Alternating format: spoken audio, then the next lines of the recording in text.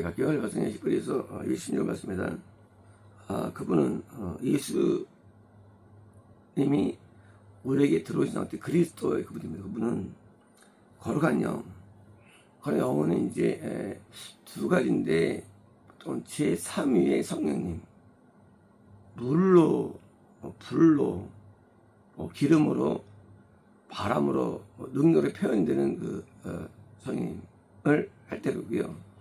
또는 이제 때로는 예수님을 표현할 때가 있어요. 그리스도를. 그러니까 이제 그런 영이라는 이 단어는 어려워요. 문맥 따라서. 근데 여기서는 당연히 여기서는 삼위 성령님이죠.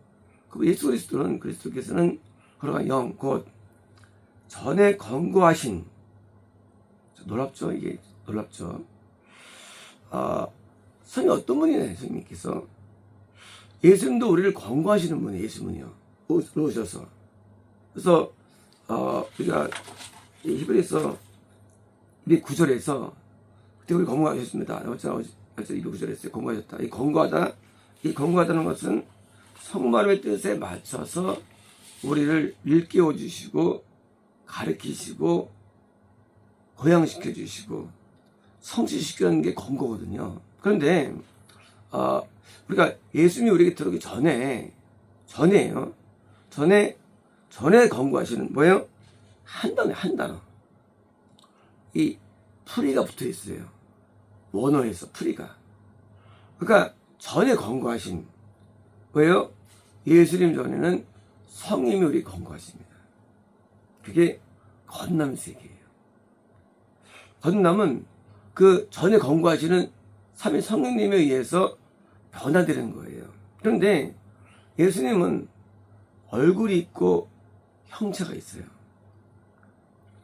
성령님은 형체가 없이 성령에서 항상 표현될 때 항상 이렇게 무형체로 나타나요. 인격, 비인격으로 나타나요. 항상 성령에서는. 성령님은. 그래서 성령님이 있다 없다 때문에 이 신학적 논쟁이 많았어요. 있다 없다 때문에. 왜? 아버지와 아들과 성령 이름으로 되어 있지만 그냥 성령은 이게 그 이름이 없어요. 성령은요. 성령은 아버지라 부르거든요. 예수님은 아들이라 불러요. 부를 때. 근데 성령은 호칭이 없어요. 그래가지고 신학자들이 막 천년 동안 논쟁했어요. 성령이 계시다 안 계시다.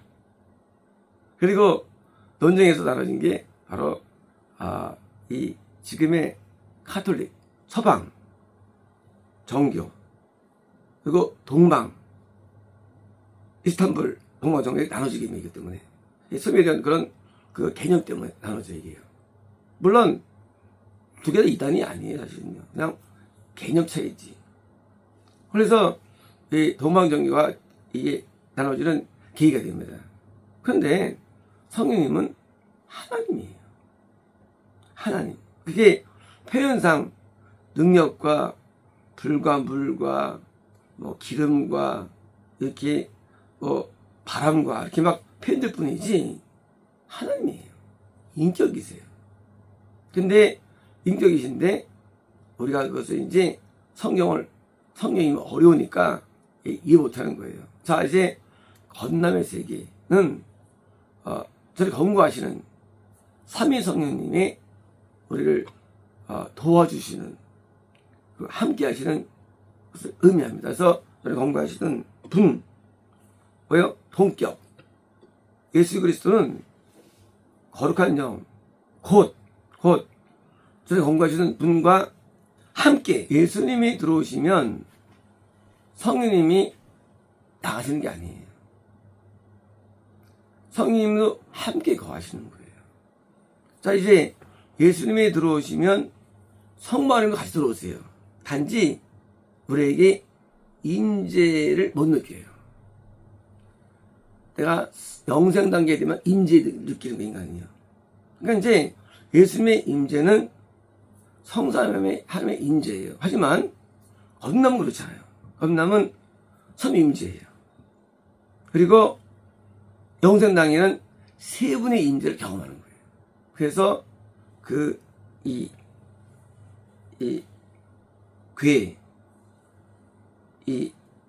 언약궤, 이 법궤, 궤가 안나와 그리고 이 십계명의 그 두 돌판과 그리고 쌍난 지팡이가 있는 거예요. 성삼위 하나님의 임재를 말했거든요, 사실은요. 쉽게 보면 우리가 건너갈 때 정하시는 분이 계시다가 예수님이 들어오셔서 우리가 함께 우리에게 증거하시기를. 자, 이제 구원 다음에 구원 이후에요. 이제요, 겁남의 구원 단계에 함께 증거하시기를. 이것이 뭐냐면, 이것은 이제, 그 전에 성인면 역사하시던 시대가 아니라 새로운 시대의 도래죠. 예수님이 우리 통치예요. 이거 구원이에요. 이것이 그 기간은 예수님이 들어오기 전의 기간이에요. 전의 기간. 그러니까 이제 예수님이 들어오신 전의 기간, 그는 후에 그 기간은 내가는 그리스도예요. 그리스도. 내가 그들에게 맡겨둘 맡겨두다. 그들은 누가요? 그들은 이제 우리에게 맡겨둘 계약이다. 계약. 뭐예요? 계약은 우리가 언약으로 보다 하면 언약, 계약. 그러니까 이제 계약은 일반 계약이고요. 우리랑 하면 일반 계약이에요. 일반 계약. 이제 뭘 맡겨주시느냐? 그 기간 뒤에 바로 예수님과의 계약이 이루어진다는 거예요. 우리랑 계약이 있다는 거예요. 계약이다. 그래서 우리에게 맡겨진 계약이 새로운 계약이에요. 그래서 새 언약이라는 개념은 구약 신약이 아니고 거듭날 때 우리에게 영향을 받는 율법의 계약. 율법의 계약은 율법을 우리가 준수해야만 구원이 들어가는 거예요. 이게. 그러니까 이제 그 전의 계약을 1차 계약을 준수해야 되는 거예요. 1차 계약을 준수하다 드디어 2차 계약이 뭐예요? 복음이에요. 쉽게 말하면 율법이라는 것은 건너마에서의 통치 개념이에요. 통치 개념. 율법 통치. 말씀에 계명을 따라 순종해야 되는 거예요.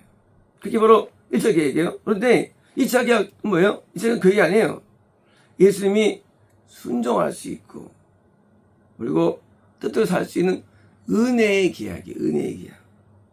은혜의 계약. 그래서 은혜의 계약과 대조되는 거예요. 이제 내가 오기 전에 삼위 성령님으로 말미암아 전에 경고하시는 분을 통해 내가 이제 계약이 있었어. 거기야.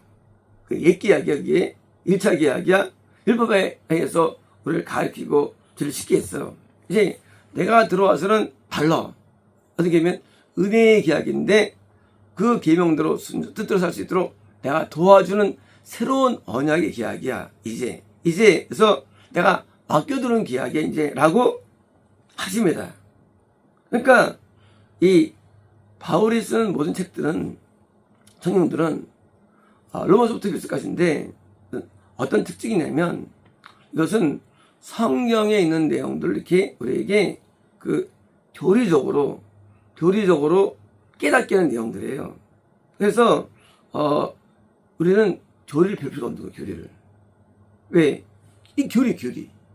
그러니까 이제 창세기부터 사도행전까지 나머지 계시록까지가 뭐예요? 일반 성경한다면 바울서치는 다 교리.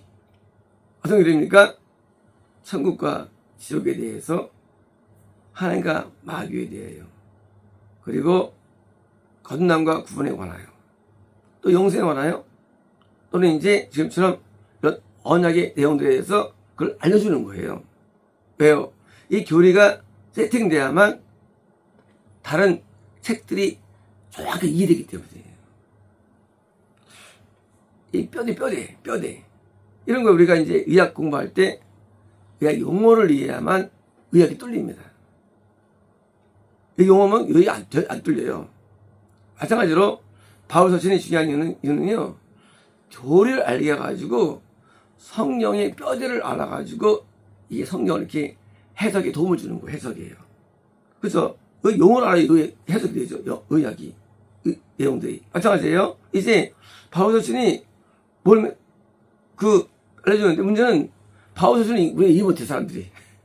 그러니까 이게 성경이 이게 엉망진창되는 거야, 성경이라는 게 내용들이. 근데 이게 이해되면 참 성경이 이해가 편해요. 그리고 적용이 쉽고요. 이제 오늘 한 구절 속에 벌써 거기는 구원이라는 교리가 숨어 있는 거예요. 이 구절 속에. 그래서 성경을 사람들이 왜 모르느냐? 그냥 이 13권의 서신을 이해 못하기 때문이에요.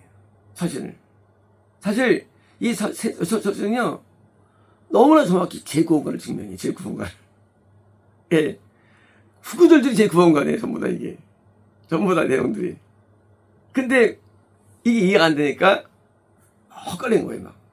그래서 이제 여기 말씀처럼 예수께서 그리스도가 되는 왕되는 새로운 언약이 임하기 전에 율법화의 건남 시대가 있을 때 권고되었죠. 이제 새로운 권고가 시작되는 거죠. 이제 드디어 새로운 권고, 이제 또 다른 스타일인데 예수님이 우리의 영에 들어오셔서 내 영이 내 마음의 본체가 되죠.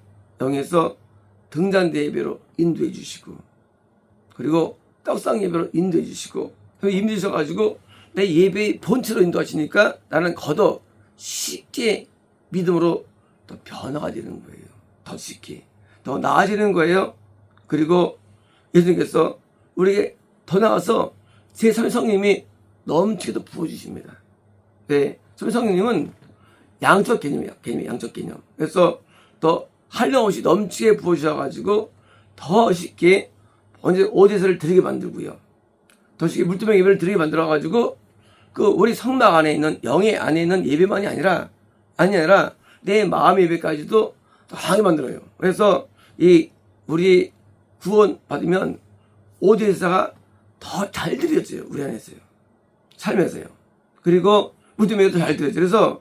그래서 아브라함이 블레셋에서는 우물을 메꾸죠. 블레셋 뭐예요? 회개가 막히는 거예요. 이게 회개가. 그게 유서구원. 회개가 잘 안 돼. 결국 용서가 안 되는 거예요. 근데 아브라함은 7 유물을 팝니다. 회개가 매일 되는 거예요. 아브라함이. 뭐예요? 그게 뚫린 거예요. 왜일까요? 이게 예수님의 역사예요. 예수님께서 역사가지고 더 나아지는데 뭐예요? 더 회개에 큰 회개가 임하는 거예요. 왜일까요? 당연하죠. 두 번째 언약. 브레세바. 구원부터는 원래 이건 진짜 구원이에요. 이사구원이 아니고 진짜 구원. 구원부터는요, 왜요? 이 뜰에 예배가 강해져요. 그리고 성례도 강해져요. 그러니까 훨씬 놀라운 변화가 일어나는 거예요. 변화가. 그게 뭐예요? 성막절. 뭐예요? 구원도 진짜 구원으로 하는 거예요. 진짜 구원으로. 그래서 구원은요, 그때는 뭐예요? 회가 되긴 돼요. 근데 잘 막히는 거예요. 처음에는요. 은구원 때는요, 회가 막힙니다. 근데 은구에서는 회가 안 막혀요. 회가 안 막히고 그냥 이어집니다. 그래서 하나님 믿을 때에 우리가 단계가 있는데 그 계약도 이게 어둠에서 구원 갈 때 은단계가 있어요. 이때는요, 훨씬 나아져요. 은이 천국보다. 낫긴 난데 근보다 못해. 근보다. 그래서 우리가 이 예수님의 어떤 통치가 시작될 때 은때는 바로 통과되는 시점인데 그때 반대로 또 버림받는 거고요. 버림받는 거예요. 그게 통과 안 돼가지고. 그래서 새로 언약에 들어갈 때 세팅되는 때 그게 금곤이에요. 그래서 이제 예수님의 통치를 말미암아 성령의 뜻대로 살게 되는데 마음으로 순종하고 뜻으로 순종하고 해로 순종하는 순종이 강화되는 거예요. 그래서 강화돼가지고 하나님의 성령 앞에 입맞아 맞는 자로 변화되는데 주체가 누구냐? 주체가 두 분이 되는 거예요. 그래서 예수님도 역사하시고 동시에 건너할 때 역사하신 성령님도 다 역사하시는 거예요. 두 분이. 그래서 이탈리 개념이 두 가지인데 예수님만 이탈될 수가 있어요. 그걸 이탈이 불러요. 이탈이라고. 이거 제가 만든 말들이에요. 하지만 섬이 나가서 성까지도 그러면 부산 성실이 되는 거예요. 그래서 두 분 중에 대부분 같이 나갑니다. 우리가 선대 때. 하지만 어떤 때는 일본 나갈 경우가 있어요. 구원 이탈. 구원 이탈은 다시 구할 수가 있어요. 이런 경우는요. 다시. 자, 이제 또 마찬가지예요. 건남, 마찬가지인데, 건남에서 상실도 건남 이탈이 건남 상실이 있어요. 있으면 나가시면요. 뭐예요? 건남 이탈이에요. 그래서 다시 될 수가 있어요. 다시. 우리 문둥병 올린 다음에 다시 나올 수가 있잖아요. 그런 게 의미예요. 하지만 건남에서 상실인데, 그러니까 처음에 나가시면서 마귀가 들어올 수가 있어요. 그게 건남 상실이에요. 건남 상실. 그래서 마귀가 들어올 수 있어요. 그게 확정되는 거예요. 곧바로. 그래서 그 영적인 세계가 어려운데 이게 그 두 분이 나가시는 구원 상실. 사실은 건너 이탈이 있어요. 그때 의미였어요, 이제. 말 복잡해서 그렇지. 부진자 돼 있어요. 다시 또 올 수가 있어요, 이런 경우는. 그래서 우리가 바빌론에서 오잖아요. 오면 돌아옵니다. 구원 이탈이에요. 돌아와요. 근데 한번 못 돌아와요. 마찬가지로, 두 분 이탈하면서 마귀가 들어올 수 있어요. 그건 구원상이 돼가지고 전혀 못 들어와요. 그게 10분의 9. 못 들어와요, 다시. 그래서, 이게 우리 상태에 따라서, 우리 형태에 따라서 우리 영적인 세계가 변화되는데, 두 분이 역사하는 구원의 세계. 이미 이탈돼서 다시 건강돼서 다시 또 구원으로 올라가야 될 그런 세계가 있고요. 다시 또 성인도 이탈돼가지고 다시 전면에서 올라온 세계가 있고요. 다시 막 우리 잡아가지고 가증함 말가 들은 거예요. 가증 들어가서 이제 도저히 거듭날 수 없는 가담의 세계가 있고요. 그래서 가증한 자가 교회에 지금 서는 거 이게 대원한이에요. 도저히 거듭날 수 없어요. 마귀가 들어가가지고. 근데 그 거룩하지 못한 가증한 존재가 거룩한 곧 성전에 그리고 이 인도자로 설 때 왜요? 그때가 대언론이기 때문에 왜 심판이 맞아요? 심판이. 그것은 그 때문이 아니고 이 교회가 자체가 가장 교회에서 미워하는 하나님 미워하는 마귀가 들어간 자가 드디어 교회를 쓰니까 가정에 쓰는 거예요. 헤롯 성전 무너져. 그 가짜 교회야. 성전이야. 그렇죠? 이런 성전은 영성 인도했어요. 성전 좀 했어요. 영성 인도가 안 돼, 이거는. 그러니까 무너지는 거예요. 그래서 돌이 무너뜨리는 거예요. 돌이 예수 그리스도예요. 드디어 제 이름으로 무너뜨리는 거예요. 드디어 어떤 성전? 가짜를 무너뜨리는 거예요. 그게 제 이름이에요. 그래서 우리가 이 성경을 이해할 때 어려워요. 성경 이해할 때. 그리고 기존의 방식들은 도저히 풀리잖아요. 그래서 성경을 이해할 때 내가 맞다 틀릴 떠나서 저는 내가 그냥 이 교리는 오래됐어요. 이게요. 오래됐는데 성이 전혀 안 막혀요. 그리고 아주 이해가 쉽습니다. 성경이. 그래서 특히 히브리서 강의는 한 사람이 아무도 없는데 히브리서 같은 경우는 이 성경의 구원 성서에서 가장 묘사 잘 된 것이고요. 그래서 이걸 이해해야만 우리가 영성을 얻는 겁니다. 마치겠습니다.